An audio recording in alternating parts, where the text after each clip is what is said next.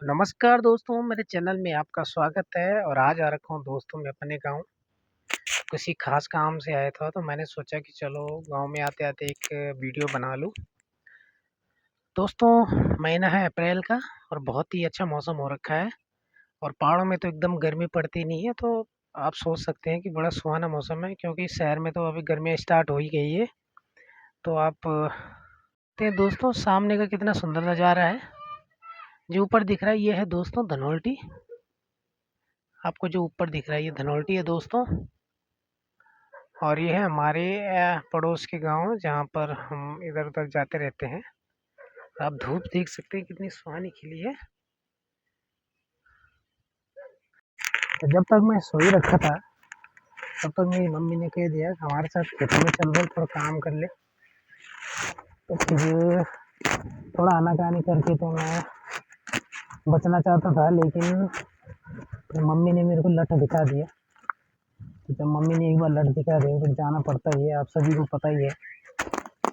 और फिर भी कई साल हो गए, खेतों में काम करना भी ज़रूरी है क्योंकि हमारे पहाड़ों में खेती तो एक महत्वपूर्ण विषय है, क्योंकि खेती के माध्यम से हमारे सभी लोग जुड़े रहते हैं। चाहे किसी का कम हो खेत हो ज़्यादा हो, फिर भी लोग कृषि का ग्रामीण क्षेत्रों में कृषि का प्रथम योगदान है। तो ये है दोस्तों, ये है हमारे गांव की कच्ची सड़क। जो हमारे गांव जो आपका मेन रोड है वहाँ से 1.5-2 किलोमीटर पड़ता है आने के लिए। और आप सामने जो देख रहे हैं हमारे गांव की नदी है नीचे। अभी मैं दिखाऊंगा वहाँ का व्यू आपको। और आप देख सकते हैं सामने ये आ रही हमारे गांव की मेन रोड से ऊपर को। और यहाँ पर जो हमारे ये है हमारे पशु।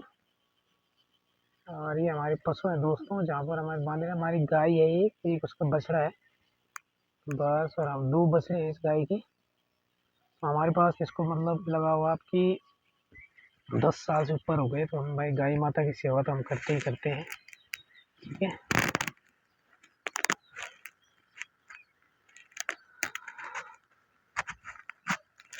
तो देख सकते हैं हमारा गांव कितना सुंदर लग रहा है यहाँ से।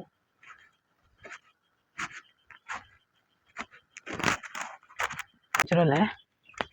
और ये जो घास दिख रही है इसके लिए बोलते हैं अल्मेड़ा। इसका जो स्वाद होता है ये खट्टा होता है। तो हमारे यहाँ तो इसका जैसे चटनी वगैरह बनाते हैं तो उसमें उपयोग किया जाता है। और ये दिख रहा दोस्तों ये है कंडाली। इसके लिए कंडाली बोलते हैं। वैसे जब सर्दियों के टाइम आता है तो हम इसका सब्जी बनाते हैं, जैसा सरसों का साग बनता है ना, बिल्कुल इसको पीस कर तो हमारे यहाँ ऐसे ही बनाते हैं। इसके हमारे कापली बोलते हैं इसके लिए। आजकल तो इसको खाने लायक है नहीं क्योंकि गर्मियाँ जैसे स्टार्ट होती है तो हम इस चीज़ को बंद कर देते हैं। और ये जो आपको इलाका दिख रहा है ना, यहाँ पर मतलब पहले पूरा खेत था यहाँ। तो खेत था तो जब 2013 में जो आपदा आई ना उत्तराखंड में, उसमें ये सारा बह गया। अब इमेजिन कर सकते हैं कि जो ये पूरा आपको बगीचा दिख रहा है यहाँ हर समय खेत हुआ करते थे।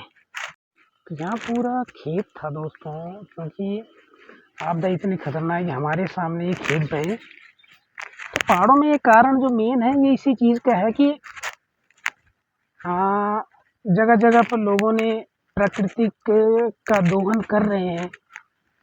और मेन बात यह है कि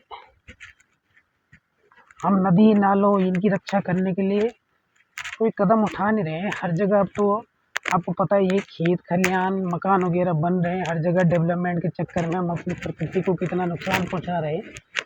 ये तो खैर प्रकृति ही अपना रूप ज़रूर दिखाती है जब उसको उसके ऊपर ज़्यादा ही हम प्रकृति को नुकसान पहुंचाएं तो प्रकृति तो अपना नुकसान ज़रूर दिखाती है।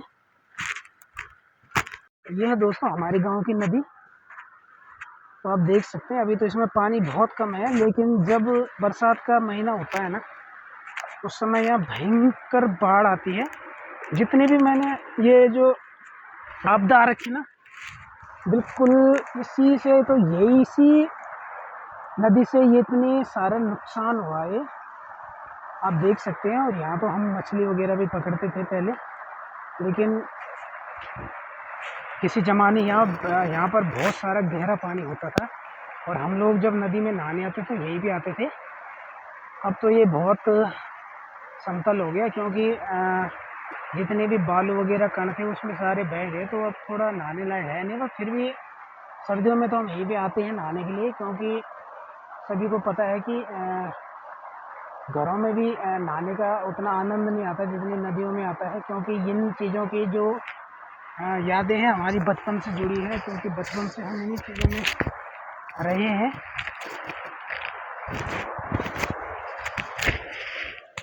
और हो भी क्यों ना दोस्तों, क्योंकि ये चीज़ें आपकी हमेशा साथ रहती हैं।